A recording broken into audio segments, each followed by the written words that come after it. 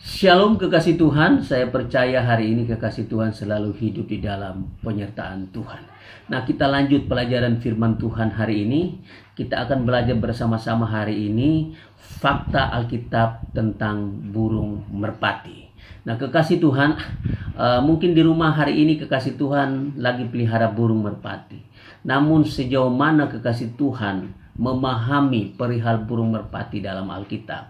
Nah, hari ini kita akan belajar secara singkat tentang burung merpati dalam Alkitab. Nah, kekasih Tuhan, dalam Alkitab burung merpati terdaftar sebagai burung yang halal.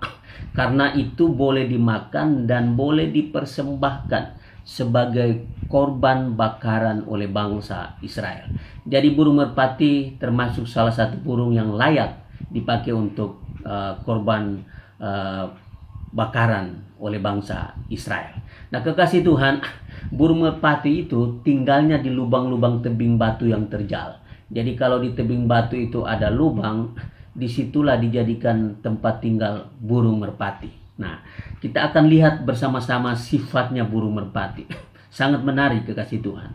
Ternyata burung merpati itu adalah burung yang pasif, tidak agresif, malas bergerak dan sebagainya. Dan juga burung merpati tidak pernah membalas atau melawan musuh-musuhnya. Nah, ini yang sangat penting dari sifatnya burung merpati. Tidak pernah membalas atau melawan musuh-musuhnya. Nah, kekasih Tuhan, karena sifat burung merpati seperti itu, maka merpati menjadi terkenal sebagai lambang kedamaian. Lambang kedamaian kekasih Tuhan. Sangat menarik kalau kita belajar burung merpati.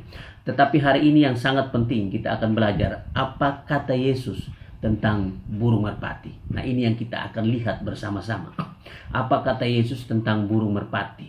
Nah, kekasih Tuhan, di dalam Matius 10 ayat yang ke-16, Yesus menasihati murid-muridnya untuk tulus seperti merpati. Kita lihat ayat ini, Matius 10 ayat yang ke-16. Lihat, aku mengutus kamu seperti domba ke tengah-tengah serigala.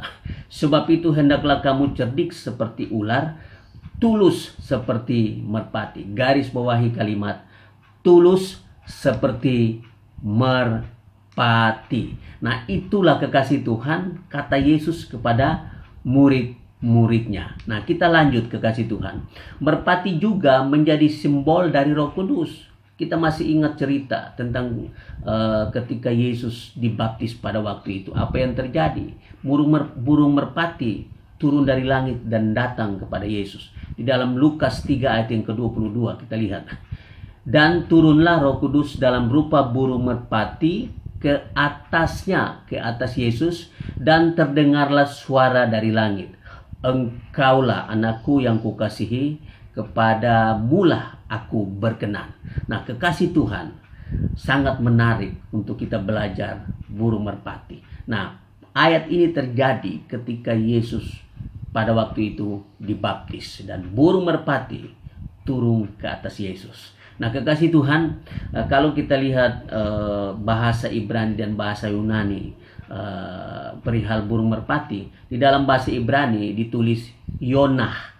Kalau di dalam bahasa Yunani memakai kata peristera. Nah, kedua kata ini, Yona dan peristera, bahasa Ibrani dan bahasa Yunani, sama-sama diterjemahkan sebagai merpati.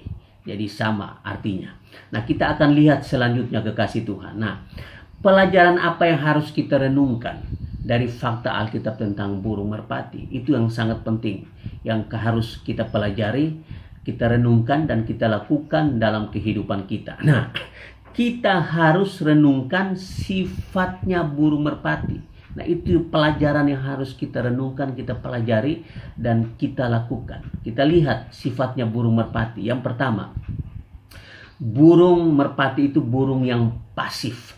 Nah, pasif dalam hal yang positif, bukan dalam hal yang negatif. Nah, burung merpati itu tidak cepat bereaksi, tidak cepat bertindak agresif ketika ada masalah terjadi, ketika dia diserang dan sebagainya. Nah, kenapa demikian? Supaya tidak salah bertindak. Nah, kita harus renungkan sifat burung merpati ini.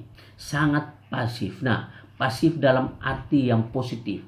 kita jangan cepat bereaksi ketika ada masalah terjadi. Kenapa demikian? Karena jangan sampai kita salah bertindak. Itu yang sangat penting. Jadi kalau ada masalah terjadi dalam kehidupan kita, kita harus melihat dengan cermat, tahu benar-benar masalah itu, supaya kita jangan salah bertindak ketika kita diperhadapkan dengan masalah-masalah dalam hidup ini. Nah, itu yang pertama yang harus kita renungkan.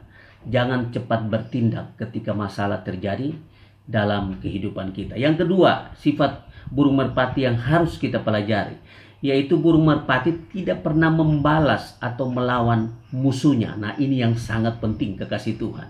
Ada satu kebenaran firman Tuhan di dalam Roma 12 ayat yang ke-17, dikatakan begini, janganlah membalas kejahatan dengan kejahatan, lakukanlah apa yang baik bagi semua orang. Jadi kekasih Tuhan, dari sifat burung merpati ini, pelajaran yang kita ambil, yaitu kita jangan membalas kejahatan dengan kejahatan. Pembalasan itu adalah haknya Tuhan.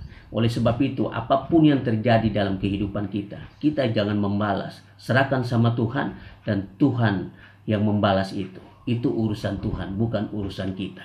Jadi kekasih Tuhan, dua hal ini yang kita harus pelajari, kita harus lakukan dalam kehidupan kita. Jangan cepat mengambil keputusan ketika ada masalah terjadi dalam hidup kita, dan jangan membalas kejahatan dengan kejahatan. Nah, kekasih Tuhan, jadilah seperti burung merpati yang tulus, karena orang yang tulus hatinya disukai dan disayang Tuhan. Demikian pelajaran firman Tuhan hari ini. Tuhan Yesus memberkati kita semua.